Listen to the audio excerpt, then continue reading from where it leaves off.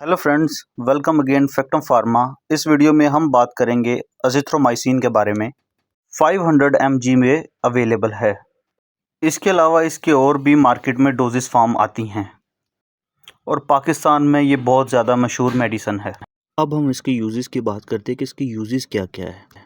ये किन इन्फेक्शन को ट्रीट करती है, यानी ये सिर्फ और सिर्फ बैक्टीरियल इन्फेक्शन को ही ट्रीट करती है। ख़ासकर ये मिडल ईयर इन्फेक्शन यानी कान के इन्फेक्शन के लिए भी। नेक्स्ट ये किसके लिए यूज़ होती है? ये होती है स्ट्रेप थ्रोट यानी कि गले में इन्फेक्शन की वजह से। नेक्स्ट है निमोनिया, लंग्स की डिजीज़ है। ट्रेवलर्स डायरिया यानी bacteria and certain other intestinal infection, यानी कि अगर आपकी आंतों में भी इन्फेक्शन हो गया है तो उसके लिए भी एजिथ्रोमाइसिन का इस्तेमाल किया जाता है। इट में यूज इन मलेरिया, लेकिन मलेरिया तो एक डिफरेंट डिजीज़ है, उसमें बैक्टीरिया नहीं है, लेकिन स्टिल एजिथ्रोमाइसिन का इस्तेमाल किया जा सकता है मलेरिया में भी। अब देखते हैं कि ये ड्रग करती क्या है। दरअसल आपको पता है कि ये बैक्टीरिया का जो सेल होता है उसके अंदर होता है राइबोसोम।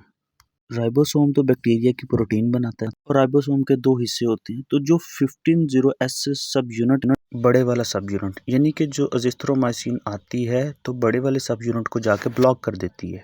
तो जब बड़े वाला सब यूनिट ब्लॉक हो जाता है तो उसकी वजह से बैक्टीरिया अपनी प्रोटीन नहीं बना पाता, ट्रांसलेशन ऑफ प्रोटीन नहीं होती, जिसकी वजह से न्यूक्लियर सिंथेसिस भी इफेक्ट होती हैं। इस तरह बैक्टीरिया अपनी ग्रोथ रोक देता है, वहीं पे बैक्टीरिया जो है वो स्टॉप हो जाते हैं।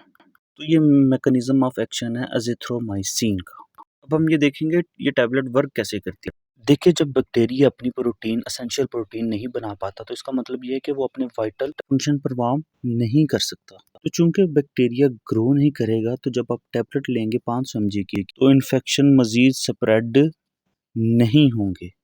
सो इस तरह से ये टैबलेट काम करती है। हाउ टू यूज, आपने टैबलेट को ना च्यू करना है, ना क्रश करना है, ना ब्रेक करना है। आपने पानी के साथ इस टैबलेट को डायरेक्टली स्वालो कर लेना है। तो खाने के बाद लें, खाने से पहले लें या खाने के कुछ देर बाद लें, उससे ज़्यादा इफेक्ट नहीं पड़ता।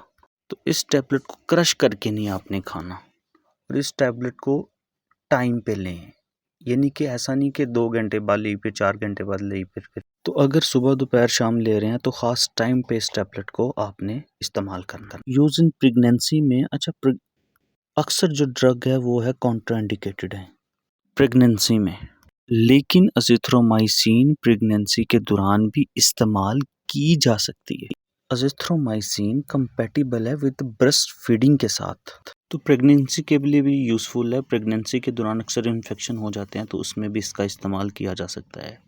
अब हम इसके साइड इफ़ेक्ट की बात करें तो इसके कुछ साइड इफ़ेक्ट हैं, जैसा कि vomiting, nausea, abdominal pain, diarrhoea वगैरह, जो कि इसके साइड इफ़ेक्ट आम मेडिसिन खाने के बाद आ सकते हैं। Thank you so much watching this video. Please subscribe and like our channel. Allah Hafiz.